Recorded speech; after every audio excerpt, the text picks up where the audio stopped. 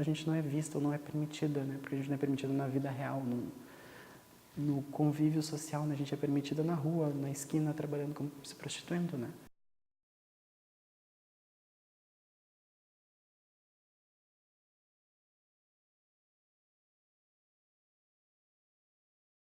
Meu nome é Iggy Escobar, eu tenho 20 anos, eu moro em Porto Alegre, estudo design de moda. Eu trabalho como DJ, maquiadora, produtora, dou aula de desenho, faço umas roupas e mais um monte de coisa, gente. Tudo que tiver pra fazer na vida eu tô fazendo.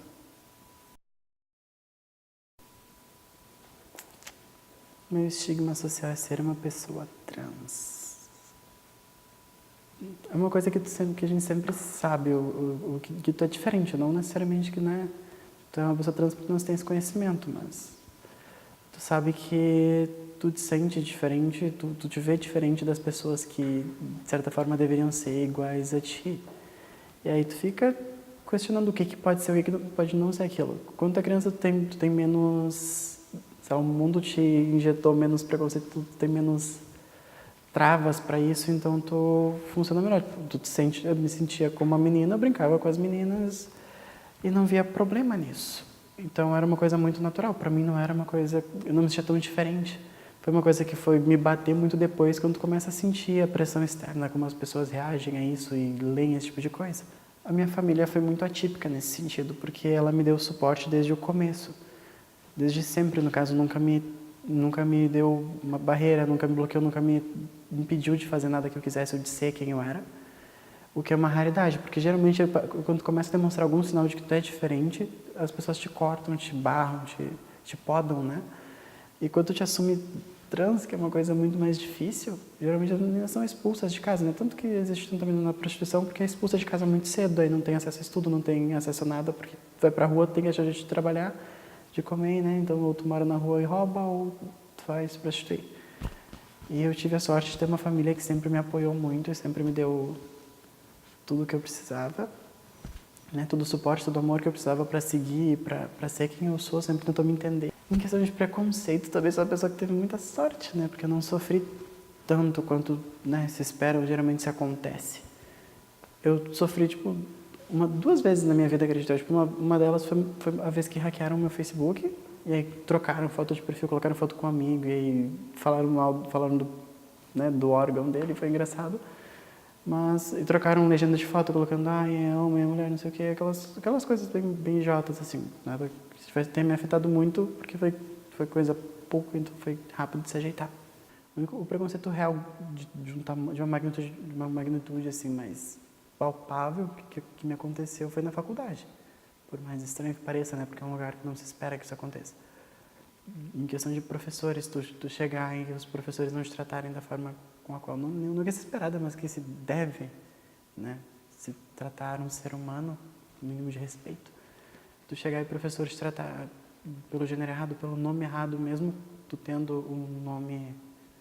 o teu nome de verdade constando na chamada, tá lá Iggy, a pessoa te chama de fulano. E é uma coisa que vai incomodando, não só te incomoda, mas também incomoda as pessoas que estão ao teu redor ali. Eu cheguei a perder um semestre da faculdade porque tu ia pra aula, tu chegava lá e a pessoa te chamava daquele jeito, aquilo começa a te doer muito, porque tu tá indo lá pra chamarem outra pessoa. Não é tu que estão chamando, não é tu que tá atendendo a aula, então por que eu vou estar lá? E aí ficou muito desconfortável para as minhas colegas também, e eu não conseguia entrar na sala de aula. Até hoje eu ainda tenho dificuldade com isso. Eu sentava do lado de fora da sala de aula e eu ouvia, ou às vezes não conseguia nem ir. Eu acordava no horário, me arrumava, e eu pensava, tá, mas eu vou chegar lá e a professora vai me chamar de fulano, vai me tratar por fulano, e isso não vai ser legal. E mesmo depois de eu conseguir, né, a troca de nome social aqui, porque em Porto Alegre a gente tem a lei, né, de uso de nome social, não adiantou muita coisa, porque tá lá o meu nome Iggy na chamada, mas ainda me tratam por outra coisa, que é uma coisa muito desconfortável. É tipo, tu não existe, as pessoas não têm um mínimo de bom senso, de compaixão, ou de respeito, na verdade, porque não é, não tô pedindo, não tô implorando, é tipo, não faz mais que obrigação, sabe? É meio bizarro isso. Tu imaginar que uma pessoa não tem esse respeito por ti. E é um professor, né? Uma pessoa que é estudada, que está ali para isso. Essa coisa toda me gerou um trauma de ir para a faculdade. Hoje em dia fica difícil, às vezes. Eu venho, eu cheguei de vir para a aula, ficar esperando ver meus colegas entrarem e não conseguir entrar para a sala de aula. Até aconteceu de eu falar para um amigo que eu fiz isso, ele ficou muito preocupado. Ia entrar, invadir o meu prédio, achando que tipo, eu estava muito mal dentro de casa, fazendo mal para mim. Por eu ter comentado disso, por eu ter me trancado em casa, enfim, ficado sem comer, sem conseguir fazer nada, por conta desse tipo de coisa que me acontece. Na faculdade, tu sente, além dessa pressão toda, tu sente uma vontade de... Tem uma coisa que te ajuda a não desistir tanto, é que tu não tá sozinha aqui dentro, de certa forma. Tu tá aqui, mas tu tá carregando muita gente contigo, porque uma guria trans dentro de uma universidade é uma coisa que não acontece todo dia, infelizmente, né? Que a gente não vê muito seguido. Então, tu tá ali representando uma galera que tá sofrendo, tá na rua, que não tem essa oportunidade. Tu carrega uma galera junto contigo, tu traz essas pessoas para dentro da universidade, estando aqui, tu representa elas aqui dentro. Então, é muito legal isso. Até esses dias eu fui a primeira, eu sou provavelmente a primeira aluna transicional até onde eu sei, porque quando eu conversei, enfim, com as psicólogas daqui e tudo mais, elas me disseram que a minha experiência aqui, de certa forma, está moldando a forma como eles vão lidar com as próximas que chegarem. E agora chegou, inclusive, uma outra menina que está estudando aqui, eu achei o máximo, eu cruzei com ela outro dia, tipo, tentei fazer, é super normal, porque tem que ser muito normal.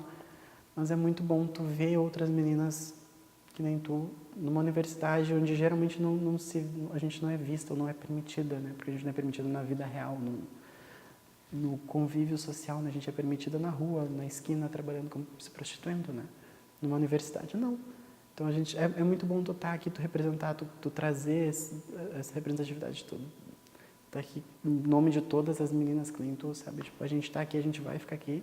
Vocês têm que engolir isso e aceitar e aprender a tratar a gente direito. O processo de troca de nome, na verdade, ele é bem... Hoje em dia ele tem alguns facilitadores, mas ele ainda é um processo muito demorado em si. Aqui no Rio Grande do Sul a gente tem a vantagem de ter a carteira de nome social, que é uma segunda identidade, na verdade. Ela consta só o teu nome social, enfim, como se fosse uma identidade, mas ela é válida só no Rio Grande do Sul. Enfim, qualquer estabelecimento que eu chegar a entregar, ela é válida como documento de identidade. Aí consta meu nome, né, de verdade, da VIG, e funciona em todos os lugares.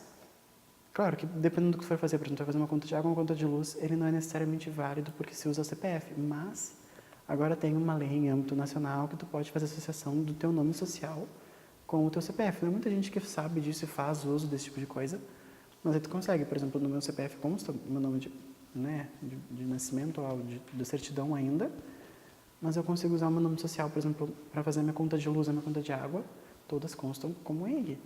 Até eu fui a primeira pessoa que fez isso quando eu fui criar minha conta de água, fazer o religamento do meu apartamento.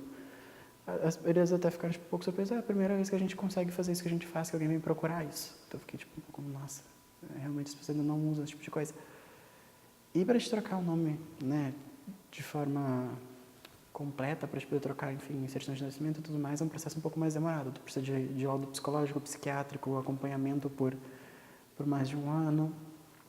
Tu precisa de um monte de comprovante, tu precisa de testemunhas de que tu realmente tem aquela vida, tu precisa mandar foto para eles, comprovando de que tu vive enquanto mulher, o que é uma coisa muito estranha, porque, né, tu precisa estereotipar o que é uma mulher para eles. E mais N coisas, tu precisa de comprovantes de água, se tu tiver o nome social, né, comprovante de contas, de pessoas, de trabalhos que tu fez, de gente que tu convive, lugares em que tu vive. Enfim, tudo documentado para te entregar para eles, para comprovar que, tipo, ó, eu existo, eu tô aqui, esse aqui é meu nome. Eu sou doente, sei lá, alguma coisa assim, mas eu preciso trocar meu nome. Uma coisa que seria tão simples para te fazer a troca de nome e gênero, né? Geralmente, gênero leva um pouquinho mais. Para te fazer a troca do nome total leva em torno de 6 meses a 1 ano. Né? O processo todo.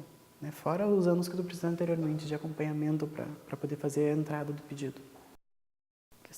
Eu não sofro muito preconceito, enfim, na rua, em lugares em geral, porque a minha aparência é lida enquanto feminina pelas outras pessoas, vamos dizer assim. É uma coisa meio ruim, mas é uma coisa boa porque é uma palavra, a gente usa a palavra passabilidade, que é uma palavra muito horrível, porque ela afeta, enfim, tanto mulheres cis quanto mulheres trans, porque é o ideal que um homem tem o ideal que a sociedade tem do como uma mulher deveria se parecer, então afeta todas as mulheres no geral, né?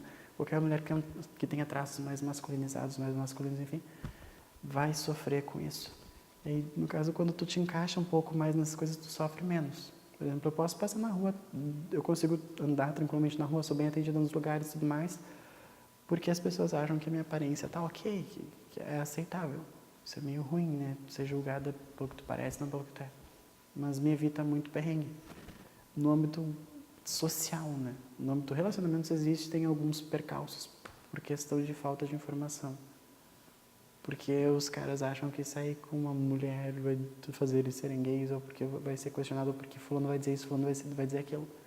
É muito mais uma questão de insegurança por parte deles do que um problema meu, no caso, tipo, tô um pouco me lixando, mas é realmente falta de informação e de uma noção, sabe? Porque é uma pressão muito grande em cima dessa coisa toda.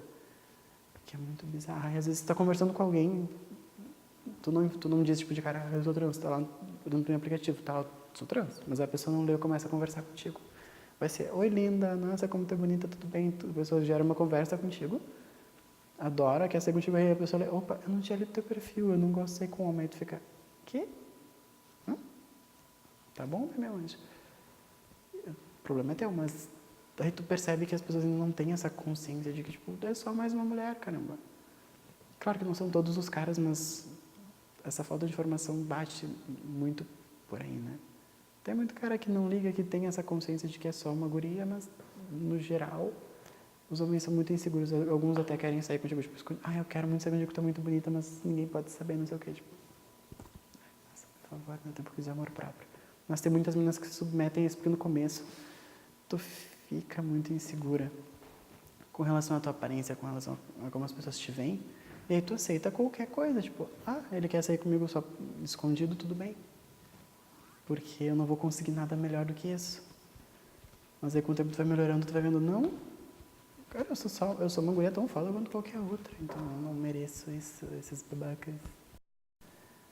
O que me define, eu acredito que seja o famoso, não amor próprio, mas o amor dos outros, o suporte que eu tenho em volta de mim.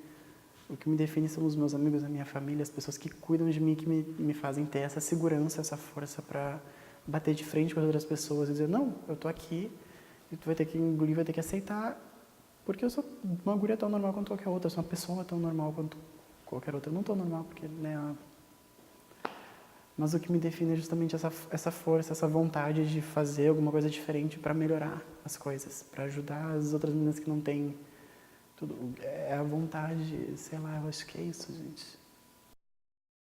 Não, o que é a vida? Como a intenção dessa pergunta é realmente me ver confusa aqui na frente de vocês, eu não sei o que é a vida, gente. A gente descobre o que é a vida ao longo dela, né? Tu vai tentando. Porque a vida, ela é tanta coisa que a gente fica perdido, né? É isso que ajuda um pouco a coisa, ou que atrapalha, na verdade. Tem tanta coisa que tu perde o foco, às vezes. A vida, ela é uma montanha-russa, né? Às vezes tu é muito pequeno, tu não consegue entrar para se divertir, aí tem que esperar um pouquinho para crescer e aproveitar. É aquele meme das flores, assim, né? Que eu sou aquele negócio de flor que tem a plaquinha assim, não pise, por favor, não pise, eu estou tentando crescer.